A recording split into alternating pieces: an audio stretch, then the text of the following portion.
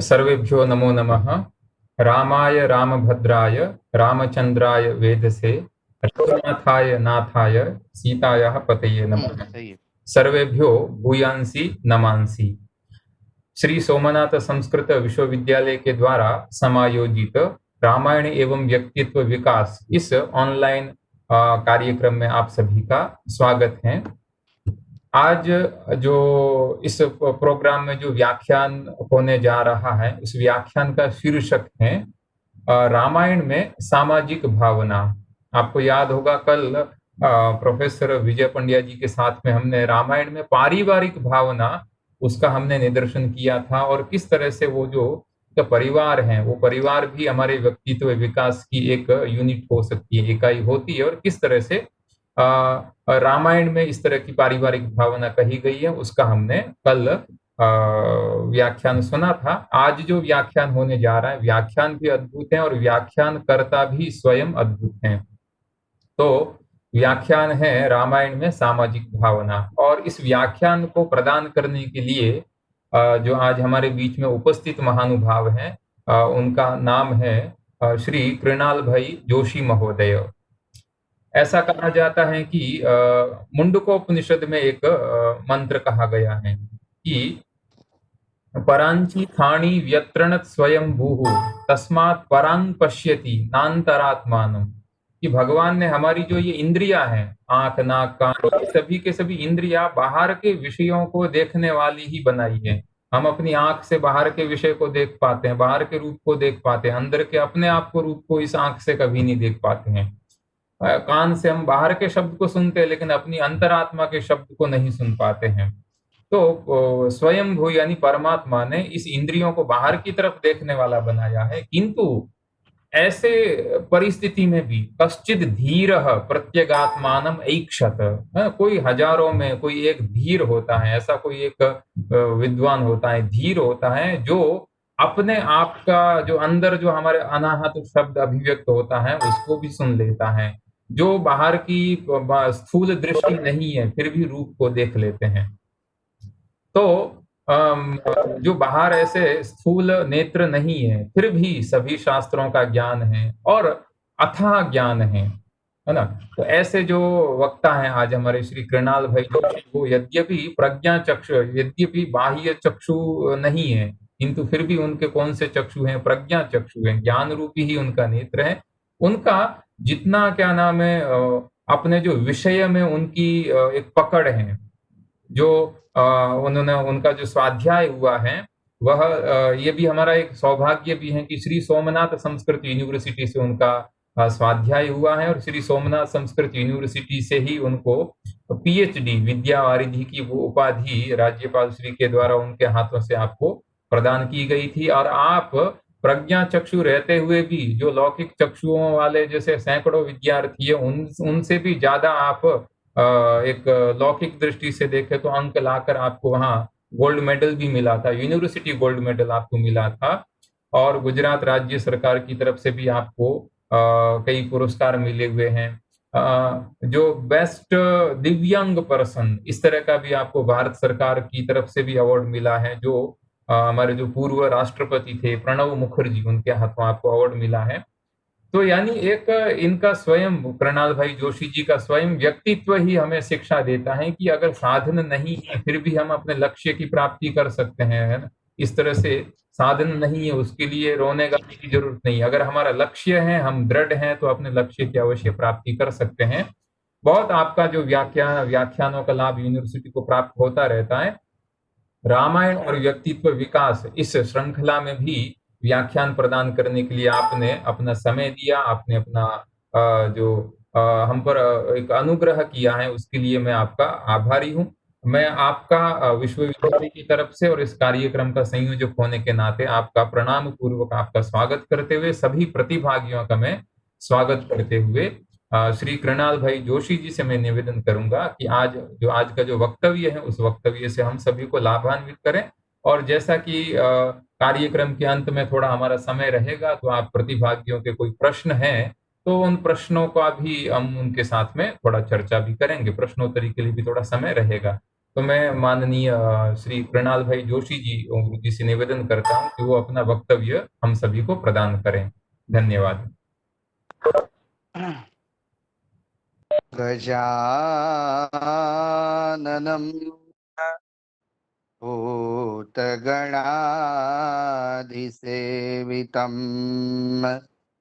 कपित्थजम्बो फलचारुभक्षणम्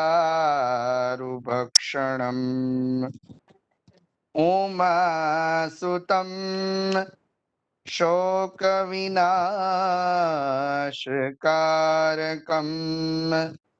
नमामि विघ्नेश्वर पादपङ्कजम् हंसयुक्तविमानस्ते ब्रह्माणि रूपधारिणी कौशाम्भक्षडिके देवी नारायणि नमोस्तुते। नमो नमः। सर्वप्रथम तो देवाधिदेव सोमनाथ महादेव जी के चरण कमलों में वंदन। भगवान श्री राम जी श्री सीताराम जी के स्वरूप को वंदन करता हुआ, प्रणाम करता हुआ, यूनिवर्सिटी सोमनाथ संस्कृत यूनिवर्सिटी विश्वविद्यालय के द्वारा जो व्याख्यान का आयोजन किया है, रामायण और व्यक्तित्व विकास, तो हमारे समग्र कार्यक्रम के संयोजक परम वंदनीय जानकी शरण गुरु जी, इनके चरणों में वंदन प्रणाम। और विज्ञान और टेक्नोलॉजी के माध्यम से श्रवण करने वाले आप सभी आत्मीय जनों को भी मेरा बहुत बहुत भाव, और इन्हीं भाव के साथ मैं मेरे वक्तव्य का प्रारंभ कर रहा हूं। तो सर्वप्रथम तो रामायण अनेक है। आज जो मुझे बात करनी है, वाल्मीकि रामायण में सामाजिक भावना, किंतु रामायण अनेक है, किंतु वाल्मीकि रामायण को ही क्यों सर्वोत्तम माना गया है, वाल्मीकि रामायण ही क्यों सर्वश्रेष्ठ है?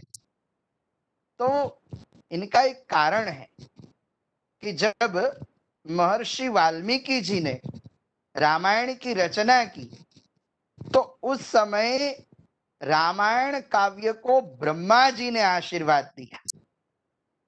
मुझे प्रारंभ में ही श्लोक स्मरण में आता है, बालकांड, बालकांड दूसरा सर्ग और दूसरे सर्ग में 32वें नंबर का श्लोक। और ब्रह्मा जी स्वयं कहते हैं, क्या कहते हैं? यावस्थास्यन्ति गिरयः सरितस्यापि भूतले तावद् रामायण कथा लोकेषु प्रचरिष्यति।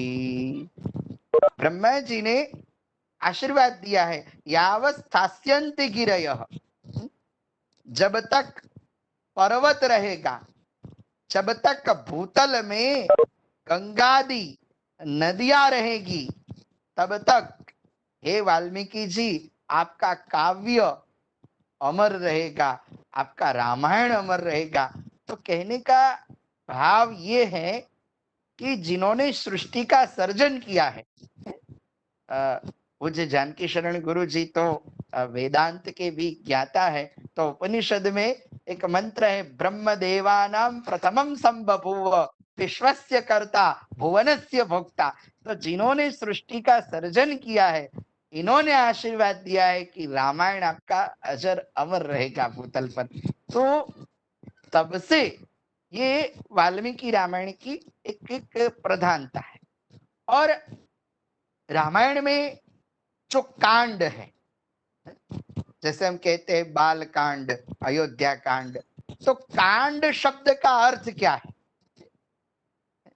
तो कांड शब्द का यदि कोई शास्त्रीय अर्थ हो तो विवेचनात्मक सिद्धांत, इनको कांड कहते हैं, जिनमें विवेचनात्मक सिद्धांत हो, जिनमें पारिवारिक भावनाओं के बारे में हो, सामाजिक भावनाओं के बारे में हो, तो जिनमें कोई भी विषय वस्तु का विवेचनात्मक सिद्धांत हो, उनको कांड कहते हैं।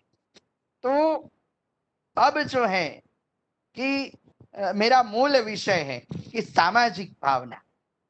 तो रामायण में सामाजिक भावना, तो समाज कैसे आगे बढ़े, समाज को आगे बढ़ना हो तो क्या क्या उपाय है, ये भी वाल्मीकि रामायण में है। तो सर्वप्रथम वाल्मीकि रामायण बालकांड, तो बालकांड के प्रथम सर्ग में प्रारंभ में ही श्लोक है जिनमें सामाजिक भावना जुड़ी हुई है। एक ऋषि का समाज, समाज का भी यदि विभाजन किया जाए तो ऋषि समाज, फिर अयोध्या का समाज, फिर कौल किरातों का समाज। तो पहले ऋषि समाज की हम बात करें तो ऋषियों का समाज कैसा था, तो वाल्मीकि रामायण में ही श्लोक है प्रारंभ में कि तपस्वाध्याय निरतम, तपः स्वाध्याय निरतम तपस्वी वाग्विदाम्बर नारद परिपप्रच्छ वाल्मीकिर्मुनि पुंगव। तो ऋषियों का जो समाज है, तो ऋषियों का जो समाज है तो उनकी भावना कैसी है? तपस्वाध्याय निरता। महर्षि वाल्मीकि कैसे थे? तपस्वाध्याय निरता। तो रामायण में जो सामाजिक भावना है वो ये है कि यदि कोई भी समाज को आगे बढ़ना है, उन्नति के शिखर, यदि उन्नति के शिखर कोई समाज को सर करना है, कोई समाज को आगे बढ़ना है, तो पहले समाज को कर्म करना चाहिए। तप मानी कर्म का सिद्धांत बताया है कि समाज कर्म करे। हमारे ऋषि मुनि तप करते हैं, पुरुषार्थ करते हैं। तो समाज में जो भी लोग जो भी क्षेत्र में प्रगति करना चाहेंगे वो प्रगति तभी कर पाएंगे कि हम पुरुषार्थ करें। वैसे संस्कृत वाङ्मय में ही सूक्ति है कि उद्यमे नहीं सिद्ध्यन्ति कारयाणि न मनोरथै नहीं सुक्तस्य सिंहस्य प्रविशन्ति मुखे मृगा। तो व्यक्ति को मेहनत करनी चाहिए। तप की परिभाषा हम आज के संदर्भ में करें तो मेहनत है। तो हम कुछ नया नया करें। यदि सामाजिक भावना को चरितार्थ करना है, समाज को उत्कृष्ट बनाना है, तो हम कुछ नया नया करें। जैसे वाल्मीकि जी ने नया नया किया। नारद परिपप्रच्छ वाल्मीकिर मुनि पुंगवा। तो वाल्मीकि जी ने पूछा को अस्मिन् सांप्रतम लोके गुणवान कश्च वीर्यवान। अब देखो कि सामाजिक भावना हमें चरितार्थ करनी है तो हमें उत्तम धर्म का भी पालन करना पड़ेगा। तो सामाजिक भावना, इनका उत्तम धर्म क्या है? वैसे तो धर्म के कई प्रकार है। सनातन धर्म ये सर्वोत्तम धर्म बताया गया है, किंतु ये श्लोक के आधार पर हम यदि चिंतन करें तो हमारा सबसे पहला यदि कोई धर्म हो तो मानव धर्म है। और इसीलिए वाल्मीकि जी के राम ब्रह्म से बढ़कर मानव है, बाद में ब्रह्म है। गोस्वामी जी तुलसीदास जी के राम तो ब्रह्म है, किंतु वाल्मीकि ऋषि के राम ये महामानव है। तो पहले हमें मानव धर्म को चरितार्थ करना पड़ेगा कि एक व्यक्ति दूसरे व्यक्ति के काम में आए, ये भी एक सामाजिक भावना है। इसीलिए तो पंक्ति है कि किसी के काम में आए उसे इंसान कहते हैं, पराया दर्द अपनाए उसे इंसान कहते हैं।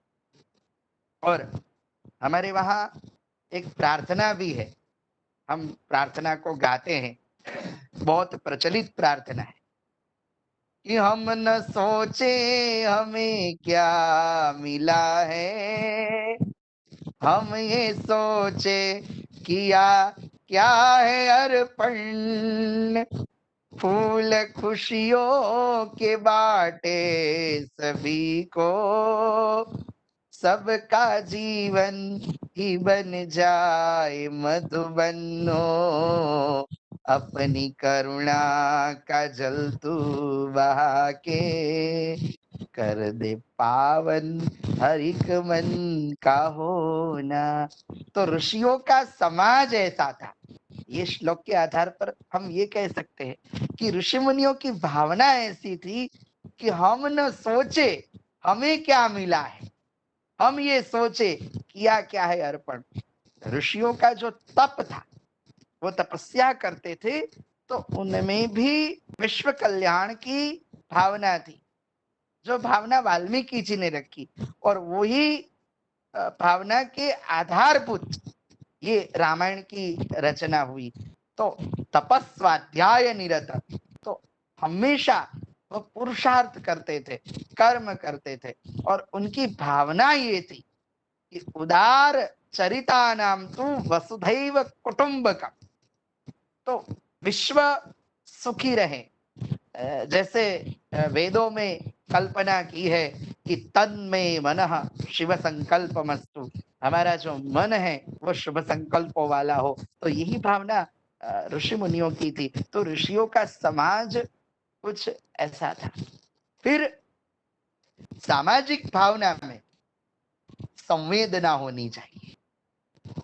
वाल्मीकि जी के अंदर संवेदना थी, और संवेदना कहाँ प्रकट होती है, तो वो भी श्लोक है कि मैं कथा तो आप सबको पता है, इसलिए कथा का तो निरूपण नहीं करूंगा, किंतु जब वो निषाद ने पक्षी पर तीर चलाया और पक्षी की मृत्यु हो गई, तो उस समय वाल्मीकि जी के अंदर से एक हृदय के उद्गार प्रकट, और उद्गार ऐसे थे कि मां निषाद प्रतिष्ठाम त्वम अगम शाश्वती सह, यत् क्रौंच मिथुनादेकम अवधि काम मोहितम। तो निषाद को श्राप दे दिया कि तूने निहत्था पक्षी की हत्या की है, तेरे को प्रतिष्ठा नहीं मिलेगी। तो संवेदना, यदि समाज को आगे ले जाना है तो क्या करना चाहिए, तो दूसरों के सुख को देखकर हम सुखी होएं और दूसरों के दुख को देखकर हम दुखी हो जाएं। जैसे वाल्मीकि जी हुए, एक पक्षी के दुख को देखकर इनका भी हृदय व्यथित हुआ। तो समाज तब आगे बढ़ सकता है। आज समाज में योजना तो बहुत बढ़ती है, योजना तो बहुत होती है समाज में। क्या होता है कि चलो कोई बालक गरीब हो तो समाज में गरीब बालकों को पढ़ाए, योजना तो होती है, किंतु चरितार्थ नहीं होता। तो वाल्मीकि जी हमें सिखाते हैं कि हमारा हृदय भी व्यथित होना चाहिए दूसरों के दुख को देखकर, जो वो व्यतीत हुए। तो रामायण हमें ये सिखाती है। रामायण और समाज के साथ यदि संयोग किया जाए तो सामाजिक भावना ऐसी है। फिर ये तो हुई ऋषि मुनियों की बात। फिर अयोध्या का समाज कैसा था। रामायण में समाज को आगे ले जाना हो तो कौन कौन सी भावना? ये तो ऋषि समाज की भावना, किंतु यदि मनुष्य का समाज, क्योंकि अयोध्या का जो समाज है, तो अयोध्या के समाज में सब राजभक्ति में तत्पर थे। दशरथ महाराज की जो राज्य व्यवस्था थी, वो राज्य व्यवस्था ऐसी थी कि कामी वा न कदरियो वा न शंसी नास्ति धार्मिक। अयोध्या का जो समाज था, कामी वा न कदरियो वा, अयोध्या के समाज में कोई कामी नहीं था, कोई कृपण यानी कंजूस नहीं था। तो ऐसा अयोध्या का समाज था। तो अयोध्या के समाज में कोई नास्तिक नहीं था, सब आस्तिक थे। नास्तिक किसको कहते हैं और आस्तिक किसको कहते हैं? जो व्यक्ति ईश्वर के अस्तित्व का स्वीकार नहीं करते, वो नास्तिक है। और आस्तिक इसको कहते हैं कि जो ईश्वर के व्यक्तित्व का स्वीकार करे कि भगवान है। तो अयोध्या का समाज ऐसा था कि ईश्वर के अस्तित्व को जानता था, और अयोध्या के प्रजाजन में कोई श्रीहीन नहीं था। जो ईश्वर के अस्तित्व को स्वीकारे वो कभी दुखी नहीं होते हैं, वो सब सुखी ही होते हैं, जिनके केंद्र में भगवान हो। तो ईश्वर जब आते हैं, भगवान आता है, तो सब कुछ आ जाता है। ऐसे एक महाभारत का प्रसंग है, छोटा सा प्रसंग। तो आप जानते हैं कि दुर्योधन और अर्जुन दोनों द्वारिका में गए। तो दुर्योधन ने भगवान के पास सेना की मांग की कि मुझे आपकी सेना चाहिए, और अर्जुन ने सैन्य नहीं मांगा। अर्जुन ने क्या मांगा? मुझे आपकी आवश्यकता है, आप आ जाए। तो अयोध्या के प्रजाजन भी ऐसे थे, ईश्वर के प्रति श्रद्धा रखने वाले। तो समाज आगे तब बढ़ सकता है जब श्रद्धा संपन्न हो। श्रद्धा संपन्न मानी अपने कार्य करने में समर्थ, सुचारू रूप से, ऐसा समाज। तो ये वाल्मीकि रामायण का प्रसंग ही सिखाता है कि व्यक्ति को कभी निराश नहीं होना चाहिए जीवन में। हताशा, निराशा जीवन में नहीं रखनी चाहिए। एक पंक्ति है कि रात जितनी ही गमगीन होगी, सुबह इतनी ही रंगीन होगी। तो अयोध्या का समाज ऐसा सोचता था, और इनकी सोच, इनकी समझ ऐसी थी, तो वो समझ के फल स्वरूप ही भगवान राम अयोध्या में आए। तो अयोध्या का अर्थ ही है, अयोध्या मानी क्या? तो 3 अक्षर हैं अयोध्या के। अकारो विष्णु, अ मानी विष्णु, यो मानी ब्रह्मा जी, और ध्या मानी महादेव जी, जिनमें तीनों देवों का समावेश है, ब्रह्मा, भगवान विष्णु और महादेव जी। तो देव कब आते हैं? जब समाज आस्तिक होता है, फिर निर्व्यसन होता है। अयोध्या का समाज कुछ ऐसा ही था, आस्तिक भी था, और सब लोगों में एक दूसरे पर मिरमटने की भावना भी थी। तो ये भावना के कारण अयोध्या में भगवान आए। दशरथ महाराज की ऐसी राज्य व्यवस्था थी। और दशरथ महाराज की परिभाषा भी की है कि दशरथ महाराज मानी क्या? ये वाल्मीकि रामायण है, किंतु रामायण का यदि हम आध्यात्मिक अर्थ करें तो ज्ञान शक्तिश्च कौशल्या। कौशल्या माता जी ज्ञान शक्ति है, क्रिया शक्तिश्च कैकई, कैकई माता जी क्रिया शक्ति है, द्रव्य शक्तिश्च सुमित्रा, सुमित्रा माता जी द्रव्य शक्ति है, और दशरथ महाराज क्या है तो कहते हैं कि वेदो दशरथो नृपः, दशरथ महाराज यानी वेद, पहले वेद का शासन और फिर भगवान का शासन। तो वेद क्या कहता है, उपनिषद में क्या भावना है कि सत्यम वद, धर्मम चर, मातृदेवो भव, पितृदेवो भव, अतिथि देवो भव, स्वाध्याय माम प्रमदितव्यम। तो जो वैदिक भावना थी वो अयोध्या के प्रजाजनों में चरितार्थ थी। बिल्कुल सब लोग सत्य का आचरण करने वाले थे और राजभक्ति में तत्पर रहने वाले थे। तो ऐसा यदि समाज हो तो निश्चित रूप से समाज का उत्कर्ष हो सकता है कि जो गुरु को आदर दे। अयोध्या में क्या होता था कि कोई भी छोटा मोटा काम हो तो पहले वशिष्ठ जी की अनुमति ली जाती थी, वशिष्ठ जी की आज्ञा से ही सब होता था। भले ही दशरथ महाराज राजा थे किंतु अयोध्या में एक पौरोहित्य मंडल था, वशिष्ठ, जाबाली, तो वामदेव, ऐसे पुरोहित थे। तो पुरोहित की आज्ञा लेकर ही सब कार्य होते थे। और रामचरितमानस में भी यही भावना है। क्या कहते हैं गोस्वामी जी कि गुरु गृह गए वो तुरंत मही पाला, चरण लागी करी विनय विशाला, निज दुख सुख सब गुरु ही सुनायो, कहीं वशिष्ठ बहु विधि समझायो।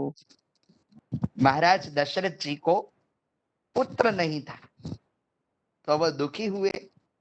तो महाराज दशरथ जी ने अपना दुख किसी को नहीं बताया, वह सीधे गुरु के पास गए। तो जिन राज्य के राजा के अंदर यदि ऐसी भावना हो तो प्रजाजनों में ऐसी भावना होगी।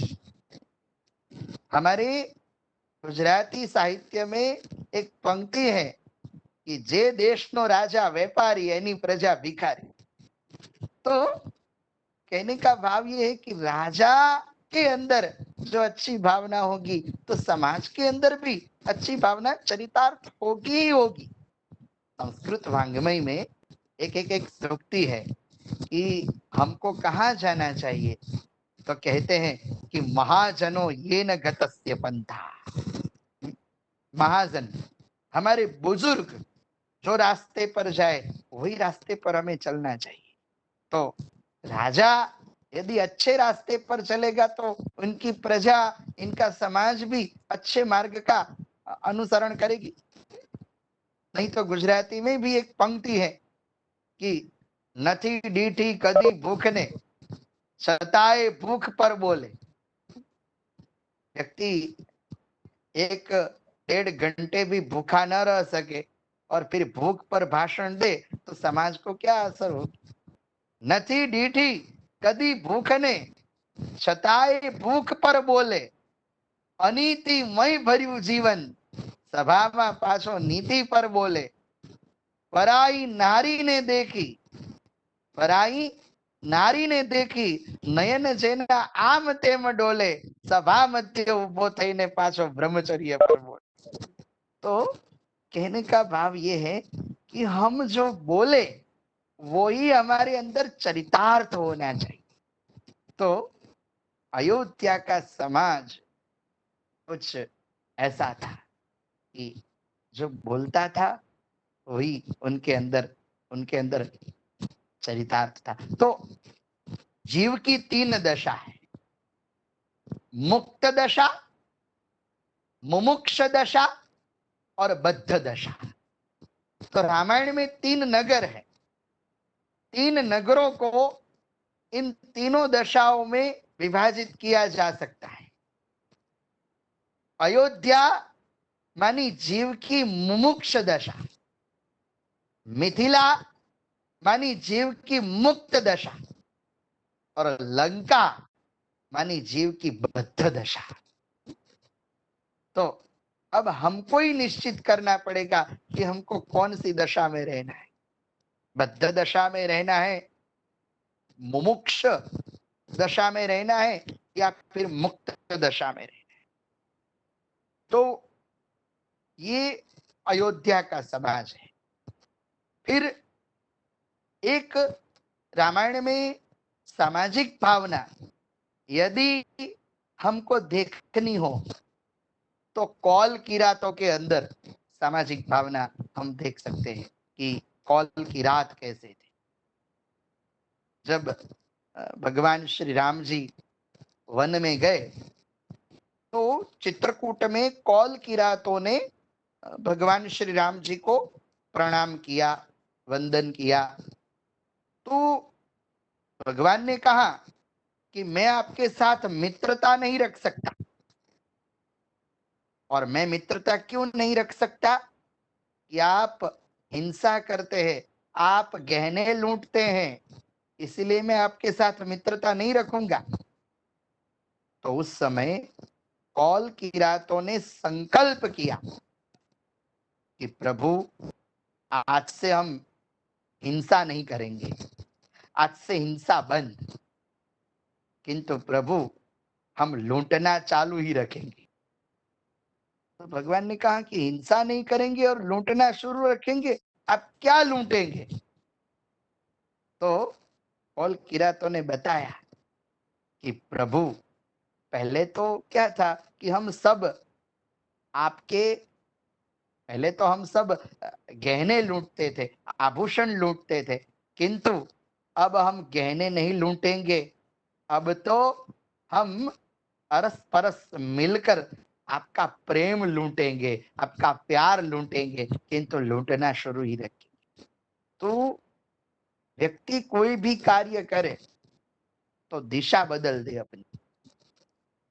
रामायण में तो कहा है कि व्यक्ति को अभिमान भी रखना चाहिए, अहंकार करे किंतु दिशा बदल दे।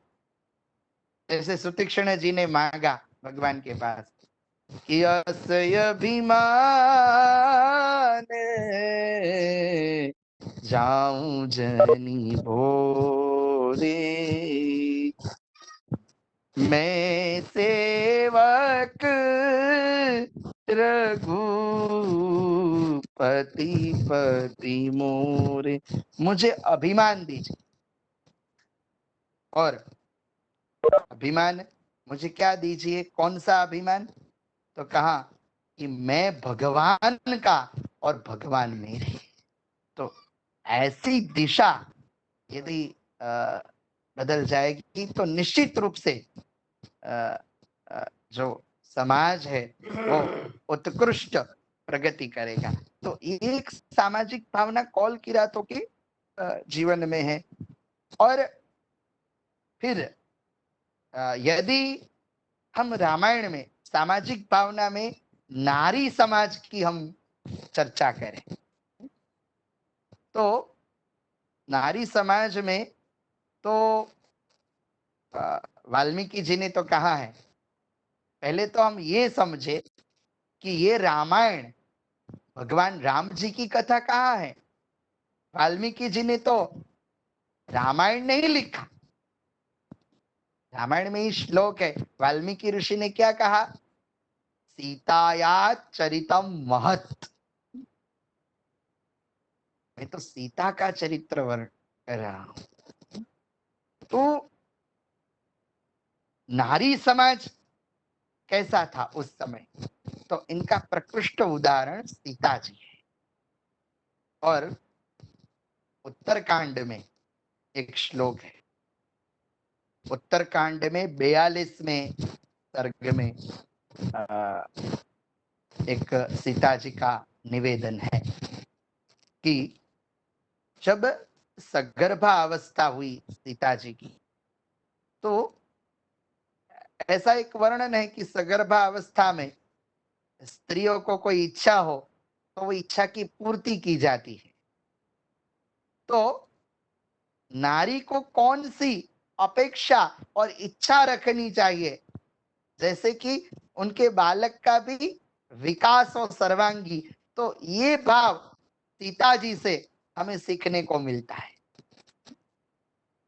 सीता जी के त्याग के बारे में बहुत चर्चा विचारणा है, किंतु मेरा विषय ये नहीं है, किंतु मैं एक स्पष्टता कर दूं कि राजा राम ने सीता जी का त्याग किया होगा, किंतु पति राम ने सीता जी का त्याग कभी नहीं किया। उस समय जो निर्णय लेने पड़े वो लेने पड़े, क्योंकि भवभूति ने भी उत्तर रामचरित में कहा है कि स्नेहम दयाम च सौख्यम च यदि वा जानकीमपि आराधनाय लोकानाम मुंचतो नास्ति में व्यथा। प्रजा के सुख के लिए यदि मुझे मेरी जानकी को भी त्यागना पड़े, प्रजा के सुख के लिए यदि मुझे मेरी जानकी को भी त्यागना पड़े तो मैं संकोच नहीं करूं। तो ऐसा ऐसा निवेदन राम जी ने किया, किंतु पति राम ने ऐसा कभी नहीं किया। तो जो सामाजिक भाव था, जो सामाजिक भाव रामायण में है, तो उत्तरकांड में एक प्रसंग याद आता है कि स्त्री को क्या इच्छा रखनी चाहिए, सीता जी ने क्या कामना रखी। तो सीता जी ने कहा भगवान को, भगवान ने पूछा कि आपकी इच्छा क्या है। उस समय माताएं नहीं थी, माताएं तीर्थाटन करने के लिए गई थी। तो सीता जी को पूछा कि क्या इच्छा है, तो कहते हैं कि तपोवनानि पुण्यानि द्रष्टुमिच्छामि राघव गंगातीरोपविष्टामि मुनिनाम उग्र तेजसा। सीता माता जी ने कहा कि तपोवनानि पुण्यानि, हे प्रभु मेरी एक ही इच्छा है, स्मितम कृत्वा तु वैदेही। वैदेही जब बोली तो स्मित करती हुई, मुस्कुराती हुई, स्मितम कृत्वा तु वैदेही, हंसती हंसती, मुस्कुराती मुस्कुराती इन्होंने कहा कि तपोवनानि पुण्यानि, मुझे तपोवन में जाना है और ऋषियों के साथ सत्संग करना है। जीवन में सब कुछ करे, किंतु जीवन का ध्येय क्या होना चाहिए वो हमें सीता जी सिखाते हैं। सीता जी के चरित्र से हमको सीखने को मिलता है। हमारे संस्कृत में श्लोक है कि प्रथमे नार्जिता विद्या, द्वितीय नार्जितम धनम, तृतीय नार्जिता भक्ति, चतुर्थे किम करिष्यति। पहले हम विद्या को प्राप्त करें, फिर धन को अर्जित करें, सब कुछ करें, किंतु अंत में हमारा जो लक्ष्य है वो लक्ष्य क्या होना चाहिए, तो कहते हैं कि सत्संग। तो सत्संग मानी सत्पुरुषों का भी संग हो सकता है और अच्छे अच्छे व्यक्तियों का भी संग हो सकता है। अच्छे व्यक्तियों का संग करे तो हमारे अंदर अच्छे कार्य करने की भावना भी आती है। तो सत्पुरुषों का संग, तो ये तो हम कर ही रहे हैं कि हर रोज आप नए नए व्याख्याताओं का व्याख्यान सुन रहे हैं, तो ये अच्छे व्यक्तियों का भी संग है। तो ये भी एक सामाजिक भावना का स्वरूप है रामायण में कि समाज कैसे आगे बढ़ सकता है। तो ये आगे बढ़ने का तरीका है और ये वाल्मीकि रामायण में बताया है। और वाल्मीकि रामायण में जो जो सिद्धांत बताए हैं वो सिद्धांत और कहीं भी रामायण में आपको देखने को नहीं मिलेगा जो वाल्मीकि रामायण में है। इसीलिए क्योंकि वाल्मीकि रामायण कैसी है, तो शुरुआत में ही कहा है कि ऊजंतम राम रामेति मधुरम मधुराक्षरम आरुह्य कविता शाखा वंदे वाल्मीकि कोकिलम। तो ये रामायण ये कविता शाखा है और शाखा में वाल्मीकि जी कैसे है, तो कोकिल है। तो कहने का भाव ये है कि इन्होंने जो जो सिद्धांत बताए हैं वो सिद्धांत और कहीं नहीं देखने को मिलेगा। तो मैं मूल बात पर आऊं कि जीवन में अंतिम ध्येय, हमारा अंतिम लक्ष्य सत्संग होना चाहिए। और यही बात विवेक चूड़ामणि में आद्य जगत गुरु शंकराचार्य जी ने भी कही है। शंकराचार्य जी ने क्या कहा कि दुर्लभम त्रयमेवेतत् देवानुग्रह हेतुकम मनुष्यत्वम मुमुक्षत्वम महापुरुष संश्रय। कि तीन चीज दुर्लभ है देवों को भी, मनुष्यत्वम मुमुक्षत्वम और महापुरुष संश्रय। और अंत में रामायण में जो समाज है वो बंदरों का समाज है। जो सामाजिक भावना है वो हमें बंदरों से प्राप्त होती है। देखो, मनुष्य देह नहीं था, खगपति, रीछ, निशाचर, जो विभीषण आदि सब थे, तो मनुष्य का देह नहीं था, वो अधम शरीर था उनका। तो अधम शरीर था, फिर भी वो भगवान राम जी तक पहुंच गए, भगवान राम को जो पा गए। तो बंदरों से हमें ये प्रेरणा मिलती है। और सर्वोत्तम यदि रामायण में व्यक्तित्व हो तो हनुमान जी महाराज का व्यक्तित्व है। सुंदरकांड में, सुंदरकांड में कौन कौन सी वस्तु, कौन कौन सी चीज सुंदर नहीं है। सुंदरे सुंदरी सीता, सुंदरे सुंदरौ राम, सुंदरे सुंदरौ कपिः, सुंदरे किम न सुंदरा। पिताजी का चरित्र सुंदर है और सुंदरे सुंदरौ कपिः, हनुमान जी महाराज का चरित्र सुंदर है। लंका का दहन किया तो सीता माता जी ने पूछा हनुमान जी महाराज को कि मारुति, ये लंका तूने जलाई? तो हनुमान जी महाराज कहते हैं कि मैया, लंका मैंने नहीं जलाई, किंतु लंका तो लंका वालों ने जलाई। मेरा तो एक वानर स्वभाव है, मैं तो एक शाखा मृग हूं। तो सामाजिक भावना में ये एक संदेश ये है कि हम कोई भी कार्य करें तो हम अहंकार न करें, मन में अभिमान न रखे कि ये मैंने किया है, ये मेरे से हुआ है। जब मैं था तो प्रभु नहीं, अब प्रभु है तो मैं नहीं, प्रेम गली अति साकरी तामे दून समाई। तो ये जो प्रसंग की चरितार्थता है वो हनुमान जी महाराज के द्वारा और बंदरों के द्वारा सीखने को मिलती है। फिर ये तो सब है ही सामाजिक भावना, किंतु सामाजिक भावना में भक्ति भी होनी चाहिए। क्योंकि भक्ति बिना का जो जीवन है, रामचरितमानस में भी तुलसीदास जी महाराज कहते हैं कि भगतिहीन नर सोवहि कैसा, बिनु जल बारिधि बादल जैसा। जल बिना बादल की जो स्थिति होती है, तो सामाजिक भावना में अंत में भक्ति भी होनी चाहिए। तो भक्ति का स्वरूप यदि हमें देखना हो तो केवट के अंदर और शबरी के अंदर दिखेगा। जब भगवान केवट को देने के लिए गए उतराई, तो केवट ने कहा कि प्रभु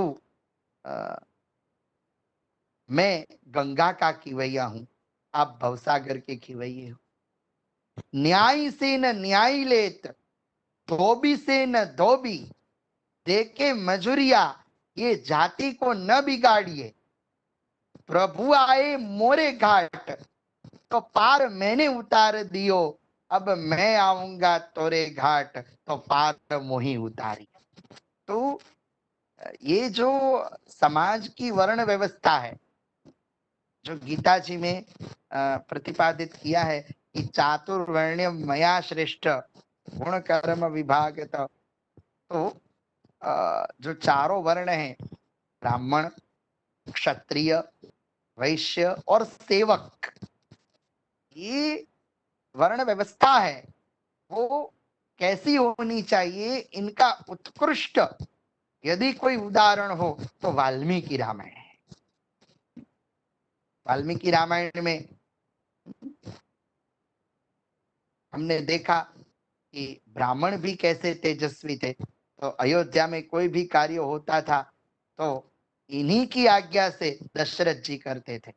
और क्षत्रिय भी कैसा होना चाहिए, सच्चा क्षत्रिय, कि जो हमेशा ब्राह्मणों का परामर्श करे और अपने सभा में मंत्री भी ऐसे रखे। मंत्री कैसे होने चाहिए, श्रुताध्ययन संपन्न, धर्मज्ञ, सत्यवादीन, राज्ञ सभासद कार्य, ब्राह्मण सर्वधर्मविद। जो वेद को जाने, जो शास्त्र को जाने, ऐसे ऐसे मंत्री राजा रखे। तो इन भावनाओं का दर्शन हमने किया जो रामायण में है। तो अंत में भक्ति भी होनी चाहिए, तो समाज भक्ति संपन्न भी होना चाहिए। और रामायण में एक एक स्त्री भाव, मर्यादा कैसी है, इनका मैं निरूपण करके समय भी हो गया है।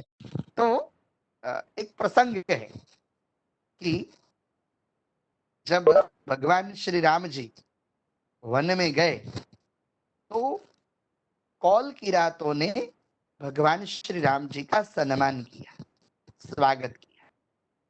और फिर कौल किरातों की जो स्त्रियां थी, इन्होंने सीता माता जी का सम्मान किया। और फिर स्त्रियों ने पूछा सीता माता जी को कि ये आपके कौन लगते हैं। देखो, अब आजकल तो कोई होता तो तुरंत कह देता कि ये तो मेरे हरेश है।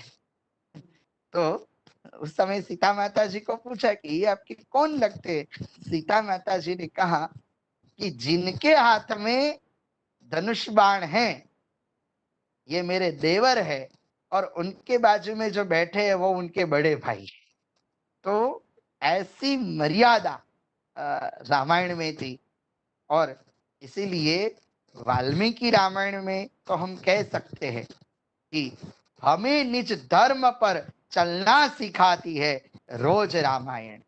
रामायण हमें निज धर्म पर चलना सिखाती है। तो रामायण में सामाजिक भावना में हमने ऋषियों के समाज का दर्शन किया, इनके द्वारा पुरुषार्थ कैसा होना चाहिए, वाल्मीकि जी ने कैसा पुरुषार्थ किया, तब किया, तो फिर हमें रामायण मिला। अयोध्या का समाज, समाज कैसा होना चाहिए, तो समाज निर्व्यसनी हो, राग द्वेष से मुक्त हो, तो संपत्ति तो आपो आप आ जाएगी। तो इनके द्वारा हमने बहुत कुछ सीखा है वाल्मीकि रामायण के माध्यम से। तो आज मेरा भी एक सौभाग्य है कि सोमनाथ संस्कृत विश्वविद्यालय, जिन विश्वविद्यालय के माध्यम से मैंने कुछ प्राप्त किया, उन विश्वविद्यालय के प्रति मैं कुछ भाव पुष्प प्रकट करने का एक मेरा प्रयास हमेशा रहा है। और उन्हीं प्रयास में, उन्हीं श्रेणी में मुझे आज वक्तव्य का मौका दिया परम वंदनीय जानकी शरण गुरु जी, और विज्ञान और टेक्नोलॉजी के माध्यम से श्रवण करने वाले आप सभी आत्मीय जनों के चरणों में भी मेरा भाव, और सभी ने श्रद्धा से, भाव से आपने सुना, तो आप सभी का मैं धन्यवाद प्रकट करता हूँ। मैं जो कुछ समझा हूँ वाल्मीकि रामायण के माध्यम से, तो मैंने अपना भाव मेरी मति अनुसार प्रकट किया। ना ही कवि हूँ, ना ही मैं चतुर कहा हूँ, मति अनुरूप राम गुण गाऊं।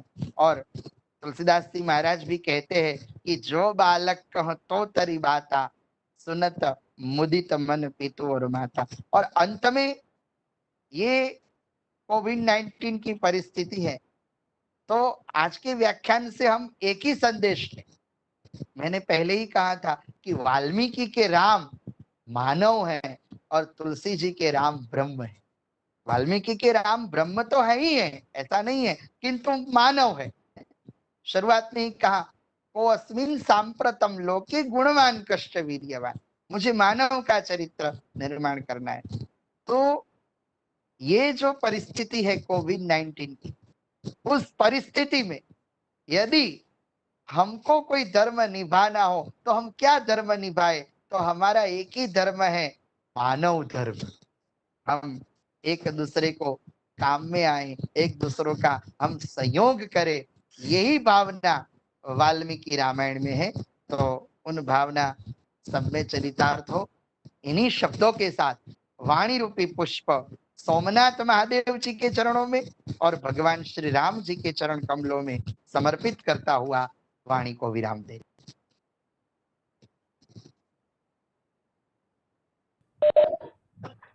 बहुत बहुत आभार श्री कृणाल ज्योति जी आपका इस सुंदर और सरस व्याख्यान के लिए। बड़े अच्छे अच्छे उदाहरणों के द्वारा आपने वाल्मीकि रामायण में निरूपित जो सामाजिक भावना है कि भगवान राम ने किस तरह से उस समय का यक्ष, राक्षस, विषाद, अलग अलग ऋषियों का समाज, क्षत्रियों का समाज, तो सभी समाज के साथ में किस तरह से भगवान राम ने वहाँ व्यवहार करते हुए एक हमारे सामने उदाहरण प्रस्तुत किए हैं। और स्वयं भगवान राम तो धर्म का विग्रह हैं। और अंत में एक आपने बीच में अपने व्याख्यान में जो निषाद राज का भी एक उदाहरण दिया है, वो भी बड़ा अनुपम उदाहरण है। वाल्मीकि रामायण में तो ऐसा कहा, वहां प्रसंग आता है कि वे भगवान राम का जो जीवन है वो जन सामान्य के जीवन के लिए समर्पित है। जो इसी जो भगवान राम की जो भावना है, इसी भावना को जो भवभूति ने उत्तर रामचरित में भगवान राम के मुख से यहाँ तक कहला दिया है कि अगर लोक कल्याण के लिए मुझे जानकी का भी त्याग करना पड़े तो भी मुझे व्यथा नहीं होगी। तो जब निषाद राज्य के वहां भगवान श्री राम जाते हैं तो भगवान राम उनसे यह पूछते हैं कि दिष्टया त्वाम गुह पश्यामि अरोगम सह बांधवैहि अपिते कुशलम राष्ट्रे मित्रेषु च धनेषु च। भगवान राम निषाद राज से भी पूछते हैं कि हे गुह, आपके राज्य में सब कुशल तो है ना? है ना? भाग्य से मैं आपको बंधुओं के साथ में निरोग देख रहा हूँ। तो भगवान राम यहाँ गुह के राष्ट्र की बात कर रहे हैं, अपने मित्रों की बात करते हैं, उनसे उनको भी महत्व प्रदान करते हैं। वो समाज की मुख्य धारा से अलग है लेकिन उनको महत्व प्रदान करते हैं, उनको राजा के रूप में वह स्वीकार करते हैं, उनके वनों का कुशल पूछते हैं, उनके परिवार का कुशल पूछते हैं, उनके भाई तो आपका पर्यावरण सब संरक्षित है इस तरह का वो पूछते हैं। और भी जो बनी पक्षी समाज हो, भगवान राम ने जो जटायु है उस जटायु का आलिंगन किया था। और जब जटायु ने प्राण छोड़े तो भगवान राम ने उसका दाह संस्कार किया। जैसे कोई व्यक्ति अपने प्रिय बंधु की मृत्यु पर उसका संस्कार करता है, उसी प्रकार भगवान राम ने जटायु का भी संस्कार करके उसको जलांजलि दी थी। तो ऐसे बहुत उदाहरण है, उन बहुत उदाहरणों के द्वारा भगवान राम ने सामाजिक समरसता की जो भावना है वो हम सभी के सामने रखी है। और ऐसे जो अलग अलग उदाहरणों के द्वारा आपने इस व्याख्यान को परिपुष्ट किया है, मैं आपका बहुत आभारी हूँ। हम थोड़ा समय है तो जितने भी प्रतिभागी है उनमें से अगर किसी का कोई प्रश्न है तो जोशी जी हम थोड़ा 1 या 2 मिनट के लिए चर्चा भी कर देते हैं। किसी प्रतिभागी का कोई प्रश्न है इस व्याख्यान से संबंधित तो आप श्री जोशी जी से पूछ सकते हैं। हेलो। हाँ सर, हाँ। सुन रहे हैं हम। जी, मैंने अभी पोस्ट किया। अगर कृणाल जी ने जितने श्लोकों का रेफरेंस दिया है वो श्लोक अगर स्क्रीन पे या व्हाट्सएप पे आप दे सकते हैं तो बड़ी कृपा होगी। जी जी। प्रणाम कृणाल सर, प्रणाम। हाँ। मुझे एक बात शेयर करनी है कि जो सत्संग आपने बताया बहुत ही हमें जानने के लिए मिला, सत्पुरुषों का संग और अच्छे व्यक्तियों का संग। हाँ।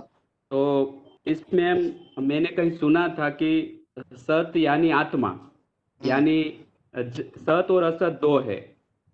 तो जो सत यानी आत्मा की जहाँ बातें होती हो उसका संग करना, तो ये क्या हम ऐड कर सकते हैं इसमें सत्संग में? हाँ, सत्संग में कहीं भी प्रकार है और उपनिषदों में तो आत्म तत्व की बात कही है और गीता जी में भी आत्म तत्व का निरूपण किया है। तो आत्मा का हम संग कर सकते हैं और एक उदाहरण ये है उनमें कि चलो जीवन में सत्संग हो तो अच्छा है, सत्संग होना चाहिए, किंतु रामायण में मंथरा का प्रसंग आता है, वाल्मीकि रामायण में। तो मंथरा के चरित्र से हम एक ही चीज ग्रहण करें कि जीवन में कुसंग नहीं होना चाहिए। यदि मंथरा जैसी व्यक्तियों का कुसंग आ गया तो कोप भुवन बनाने नहीं पड़ेंगे, कोप भुवन का यूं ही निर्माण हो जाएगा। तो हम अच्छे व्यक्तियों का संग करें किंतु दुस्संग तो नहीं करें। और आज के संदर्भ में हम यदि कहें तो व्यसन से मुक्त रहें, ऐसी भी एक भावना जुड़ी हुई है। ओके, थैंक यू, आभार। जी। और किसी का कोई प्रश्न है? कमलेश पाठक जी ने कहा कि आपके जो वक्तव्य में जितने भी श्लोकों का उद्धरण दिया है वो अगर कहीं लिखित रूप में मिल जाए तो इसके लिए मैं जितने भी प्रतिभागी हैं, एक बार मैंने पहले भी शायद संकेत दिया था, आगे वाले ट्यूटोरियल में हम थोड़ी विशेष चर्चा करेंगे कि हमारे जितने भी प्रतिभागी हैं उनको एक असाइनमेंट भी दिया जाएगा। तो प्रत्येक प्रतिभागी एक एक वक्ता का जो वक्तव्य है वो वक्तव्य का वो सार लिखेंगे। तो ये जो रिकॉर्डिंग हमारे पास में हो रही है, अगर मुझे 2-3 प्रतिभागियों ने व्यक्तिगत व्हाट्सएप करके मांगा था, मैं आपको थोड़ा शीघ्र ही ये जो मेरे पास में जितने भी रिकॉर्डिंग उपलब्ध है मैं आपको वो उपलब्ध करवाऊंगा व्हाट्सएप या किसी और माध्यम से। तो आप वापस उस रिकॉर्डिंग को सुनकर उसका सार भी लिख सकते हैं और आप में से ही जो आपका ग्रुप बना हुआ उसमें से भी कोई जो अच्छा संस्कृत जानता है, व्याख्यान को सुनकर जो श्लोक वक्ता उच्चरित करते हैं उन श्लोकों को भी निबद्ध कर सकते हैं। तो बहुत बहुत आप सभी का धन्यवाद।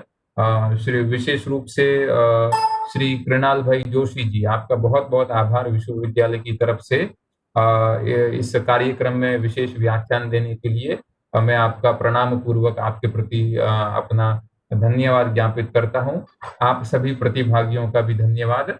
इस सप्ताह का ये हमारा अंतिम व्याख्यान है। अगले सप्ताह में फिर हमारे 3 व्याख्यान होंगे। पहला व्याख्यान होगा डॉक्टर पंकज कुमार रावल जी का, रामायण में गुरु और शिष्य के संबंध के विषय में।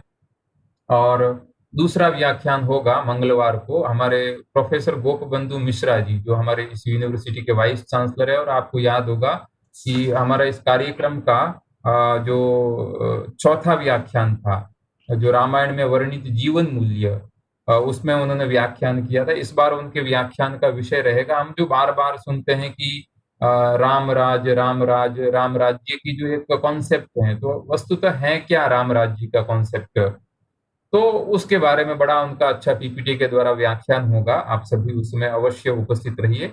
और तीसरा जो व्याख्यान है वह ट्यूटोरियल का होगा, जिसमें हम इस कार्यक्रम से संबंधित आगामी जो हमारी योजनाएं हैं इनके बारे में हम आपसे चर्चा करेंगे। ये मैं आपको लिखित रूप में भी मैं कल तक आपको शायद पहुंचा दूंगा हमारे व्हाट्सएप समूह में। एक ये निवेदन है और सूचना भी है कि जितने भी प्रतिभागी जिन्होंने अपना जो डॉक्यूमेंट्स अभी तक नहीं भेजे हैं, मैंने जो उनकी लिस्ट है वो आपको व्हाट्सएप समूह में रख दी है। जिन्होंने अभी तक अपने डॉक्यूमेंट्स नहीं भेजे हैं वो कृपया शीघ्र डॉक्यूमेंट भेज दें, क्योंकि वो परीक्षा विभाग में एनरोलमेंट के लिए उनकी जरूरत हमें पड़ रही है। तो कृपया शीघ्र भेज दें ताकि हमें वापस दोबारा इस तरह से मांगने की जरूरत नहीं पड़े। आप सभी का फिर से बहुत बहुत धन्यवाद। हम पूर्णता मंत्र से इस व्याख्यान का समापन करते हैं। ओम पूर्णमदः पूर्णमिदं पूर्णात् पूर्णमुदच्यते पूर्णस्य पूर्णमादाय पूर्णमेवावशिष्यते। ओम शांति शांति शांतिः। अस्तु। सर्वेभ्यो नमो नमः। जयतु सोमनाथ, जयतु संस्कृतम्।